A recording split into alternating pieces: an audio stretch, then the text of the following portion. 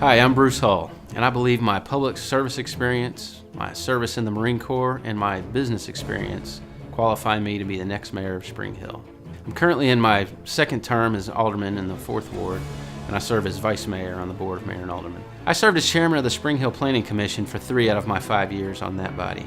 I also served as chairman of the Budget and Finance Advisory Committee for 3 out of my 4 years. I recognize that the leader of any organization sets the culture, and I commit to fostering an environment at the board of mayor and aldermen where we can have open and honest debate. I understand that as an elected official, I'm representing not only myself, but the citizens of Spring Hill as well as all the city officials with my actions, and I would commit to holding myself accountable to my colleagues and to the citizens of the city. I'm a big believer in relationships.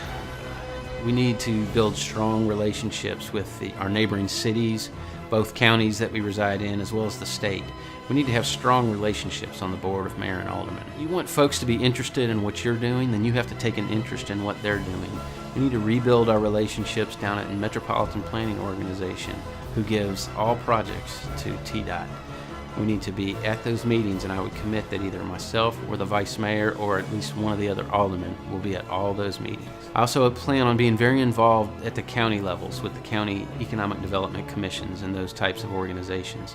I think that anything that's good for Columbia, Thompson Station, and Franklin is also good for Spring Hill and vice versa.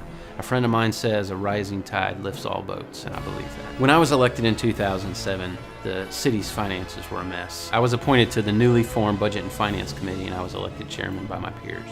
We set about the task of closing a $3 million deficit for that budget year of 2007-2008, and set about coming up with a plan to repay $4 million that had been illegally transferred from our water sewer funds to our general fund to pay for day-to-day operations. 5 years later, as we near the end of that debt repayment, we need to implement smart financial planning so that we can address the needs of roads, parks and recreation, and having an emergency reserve fund set up.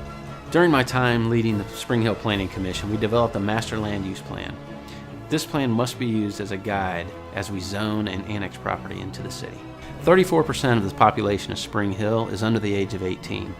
That means a good portion of the other 2/3 are their parents. We have woefully inadequate parks and recreation in the city. I plan on setting 40% of all new revenues aside to start funding our parks and rec plan.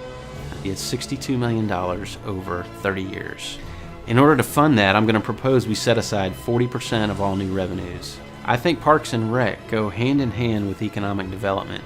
As we try to recruit more white-collar type industry into the city, those companies have a set of criteria that they look at, and high on that list is Parks and Recreation, activities for their employees and for their employees' families. On April 11th, you will have the opportunity to define the future of Spring Hill, and I'd appreciate your vote for me, Bruce Hull, for mayor.